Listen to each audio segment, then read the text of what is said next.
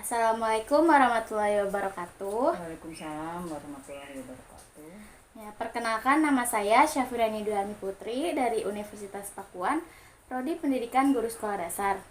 Nah, di sini saya mendapat tugas kewirausahaan pendidikan untuk mewawancarai Ibu.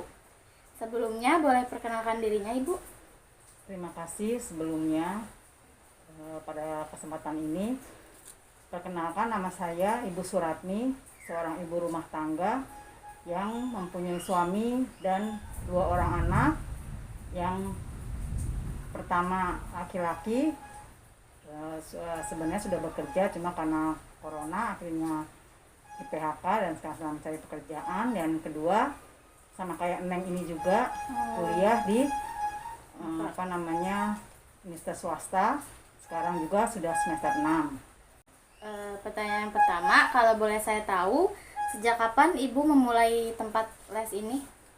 Sebenarnya sejak kapannya tidak bisa ditentukan ya. Waktu itu memang kendalanya, dulu saya pernah bekerja di suatu instansi pemerintah di suatu proyek, terus sempat karena kondisi dan keadaan sempat berhenti. Kemudian saya juga pernah bekerja di kayak seperti bimbingan belajar. Waktu itu di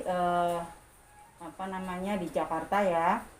Dan juga karena sesuatu hal juga mungkin juga jauh juga, akhirnya saya berhenti lagi. Sempat vakum juga di rumah sebagai ibu rumah tangga. Kemudian saya diajak sama tetangga saya untuk ngajar di PAUD. Nah, sejak di PAUD itu satu itu memang ada orang tua murid yang meminta saya mengajarkan les atau privat ke rumahnya atau mungkin ke rumah saya. Nah, bisa dibilang sejak itu saya mulai sebenarnya membuka juga tidak. Jadi memang ada anak-anak yang ya hanya tetangga sekitar saja yang mau untuk belajar, saya ajarkan, akan saya bantu. Jadi dari situ mulai saya membuka lesnya. Ya, selanjutnya karakteristik apa yang Ibu jalani di dalam wirausaha ini?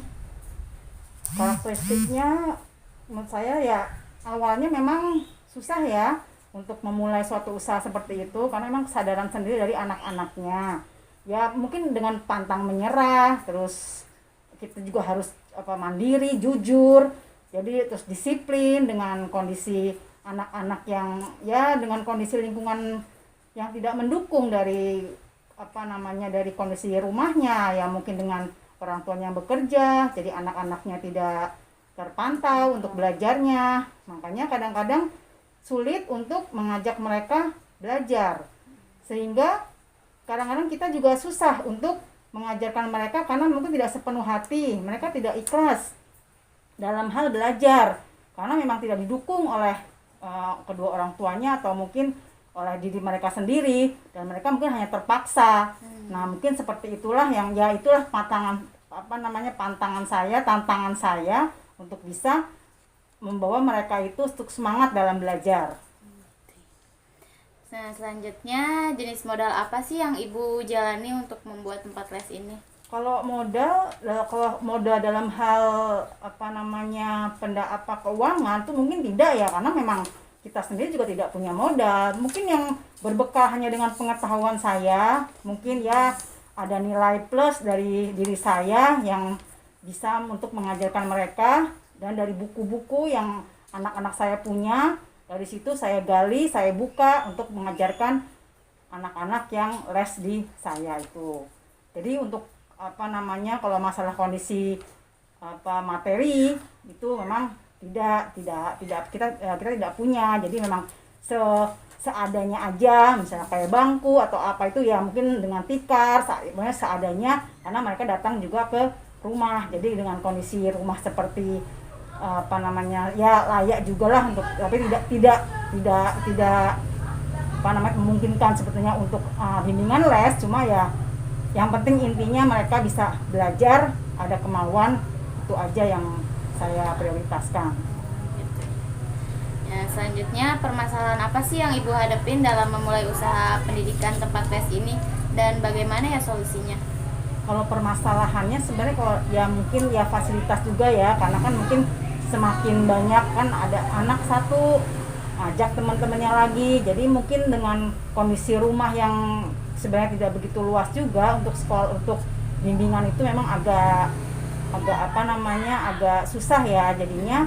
Ya mungkin kendalanya seperti itu, masalah fasilitas. Dan juga yang kedua, masalahnya juga dengan kondisi anak-anaknya. Kadang-kadang belajar baru setengah, yang sudah bercanda, yang pengennya cepat-cepat selesai. Nah, jadi kemauan dari mereka itu yang kurang kalau menurut saya ya. Lain dengan anak-anak yang ada di Jakarta.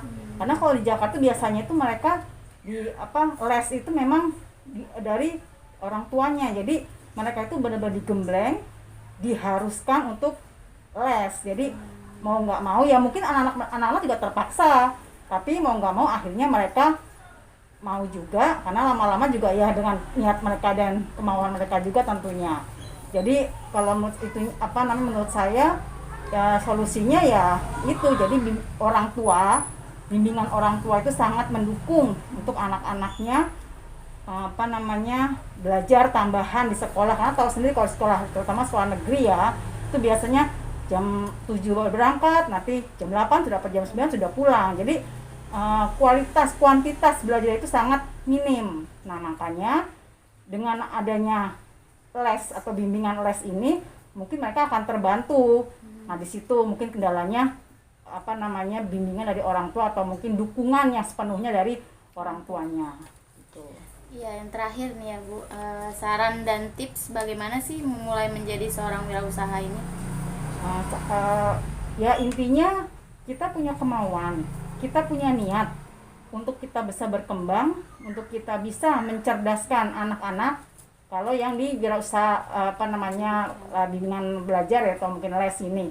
Tapi ya semua intinya sama aja, ada niat, ada kemauan. Ya kalau misalnya kayak wirausaha kita berdagang atau mungkin berusaha gitu, mungkin dengan modal kita juga harus punya. Tapi kalau memang bimbingan les itu memang tidak perlu modal yang besar, yang penting ada kemauan, ada niat, dan ikhlas untuk mendidik anak-anak supaya bisa lebih baik lagi. Baik Ibu, terima kasih atas waktu dan kesempatannya. Semoga usaha yang Ibu jalankan semakin berkembang dan semakin besar. Amin. Kuantitas dan kualitas anak-anak yang belajar di tempat Ibu. Amin. Nah, dan semoga wawancara ini bisa membantu saya untuk tugas kuliahnya. Amin. Nah, mohon maaf apabila ada kesalahan kata. Wabillahi taufiq wal hidayah. Wassalamualaikum warahmatullahi wabarakatuh. Waalaikumsalam warahmatullahi wabarakatuh.